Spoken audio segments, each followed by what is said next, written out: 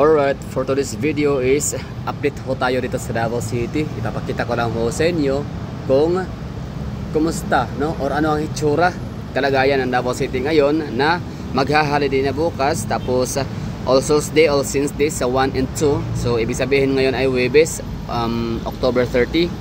So ito yung pinaka-last day, no, ng ating mga kababayang mga taga Davao region na magtrabaho at pinaka-chance ho nilang umuwi, no, para ma-enjoy nila yung tinatawag na long vacation. So ilang araw ba yung vacation nila? So syempre bukas nga is Friday, walang pasok. Saturday and Sunday, no, of course. So that's non-working holiday, I don't know, no. So basta ano yan, holiday yan, lalo sa mga taga-government employees, no. So hindi sila makapagtrabaho that day.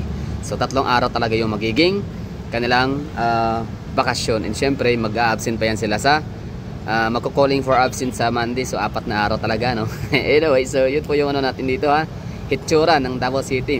Traffic update, no? So kumusta nga ba ang traffic, lagay ng traffic dito sa ating main road, no? For example, dito sa may Ecoland, Davao City, kung saan matatagpuan ang bus terminal, no? Pinakamalaking bus terminal sa buong Mindanao, located in Ecoland, Davao City. So ito ay itong bus terminal namin dito.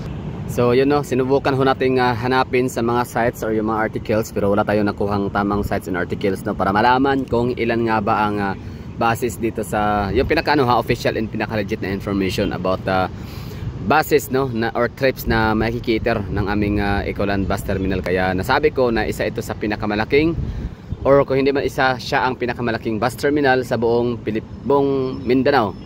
Kasi yun na nga, pagkakaalam ko ito last time na parang narinig ko, no, na ito ay merong 700 or parang gano'n, no, 700 up to 1,000 mahigit ang kaya niyang i-cater ng mga buses, no, ng mga trips inbound and outbound. So ano kasi itong bus terminal namin sa Ecoland, Davao City ay ano siya, no, destination ho nito ay all over the Philippines. Merong papuntang Cotabato, merong papuntang Butuan, Tacloban, papuntang Manila, Visayas, gano'n, no? So ganyan kalaki ang aming bus terminal dito sa Davao City. So yan lang, bali update ho natin dito sa ating traffic situation sa Davao City. Ngayong uwian na ng mga tao papunta sa kanilang mga respective provinces and cities and municipalities, no? So sa mga hindi nakakaalam, Davao region or region 11, that's consist of 5 provinces with 1 highly urbanized city, that's Davao City. So ang aming overall population sa region 11, we have 5.3 million katao. So ibig sabihin, kahit pa sabihin natin na 1.7 million lang ang tao, no, sa Davao City, that's 2020, no, na yan, census. So kahit yun lang yung 1.7 million lang noong 2020 ang tao sa Davao City, umabot pa rin ng 5.3. Ganun pa rin ka-traffic ang Davao City, ganun pa rin ka-congested ang kalsada namin dito, dahil nga sa ang kabuuan kasi ng Davao region or region 11 ay nasa 5.3 million. Ganyan karami ang tao, no, sa rehiyon, sa region 11, ganun, or Davao region. Plus may mga mga dayo, marami pa tayong mga nasipuntahan ng mga taga Luzon, Visayas, in some part of Mindanao na dito na naninirahan, dito namili ng mga property sila, dito sila nag-settle for good hanggang sa mag-retire sila. O yung iba dito na nag-spend ng kailang retirement days. No? So ito lang yung update ho natin dito. Parang so far hindi ko naman masyadong nakitaan pa ng matinding traffic, like itong mga nakikita natin dito na kumpulan sa daanan ng mga ganyang congestion. Normal lang ho yan dito sa Davao City, no? So mayroong holiday o wala, mayroong Holy Week o wala, I mean mayroong All Souls Day and All Saints Day na gaganapin o wala man, ganyan talaga yan dyan, no? Talagang may mga traffic lights kasi palibasa.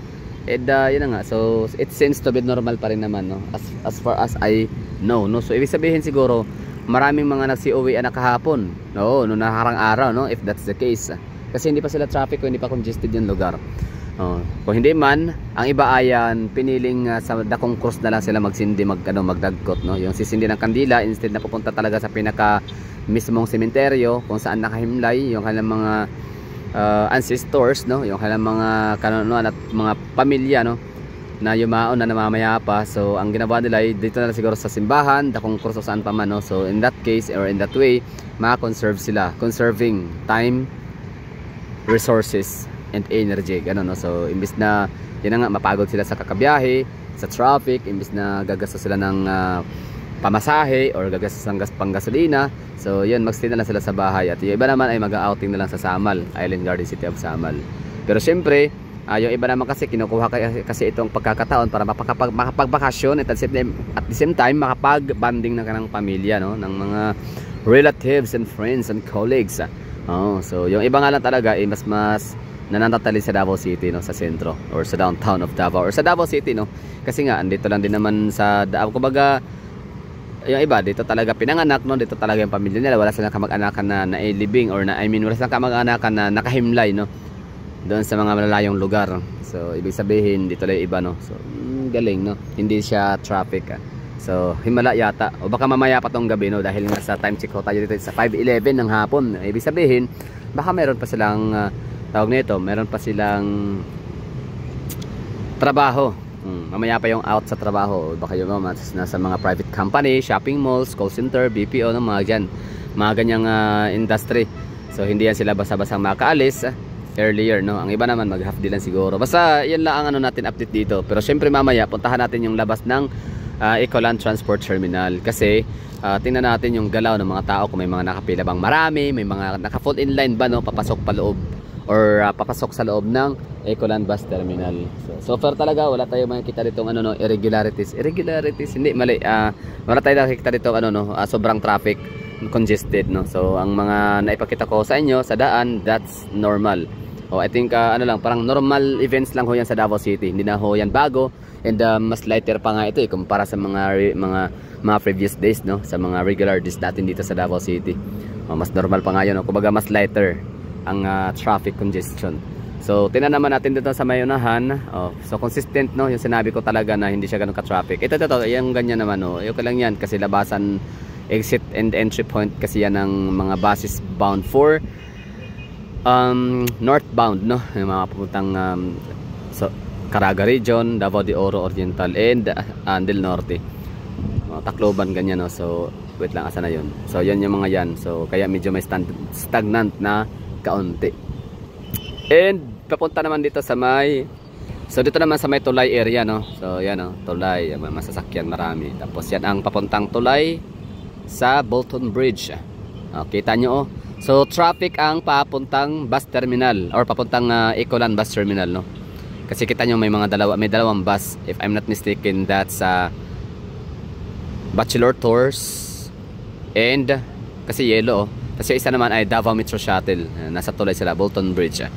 Ang galing tibay ng ano, isingit ko lang nga yung tulay na yan, napakatibay niyan kasi dumaan na yan ng sunog, maraming lindol, pero alam nyo, yun, kaya niya pa rin magkarga ng mga buses dyan, nakastagnant traffic. Anyway, so yan yung traffic update dito sa Davao City. Kumusta ba ang Davao City ngayon?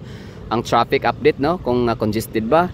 Hindi ba mahagalaw? Bumper to bumper ba? So the answer is hindi, no? So ang nakikita ho niyo dito na traffic is normal view, normal event, normal scenery lang talaga sa Davao. Ito ay that's Boulevard area.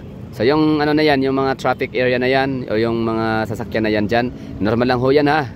So siya, that's normal or pangkaraniwang na event scenario dito sa Davao City, main roads and main thoroughfare. So ngayon, baka bukas tingnan natin kung may mga, baka mas traffic, baka bukas sa tayo uuwi, no. Bukas sa yung alisan ng mga taga Davao region, no, from their respective regions or provinces, rather cities and municipalities. That would be all. Thank you for watching, and sa susunod dyan punta tayo sa terminal ng bus.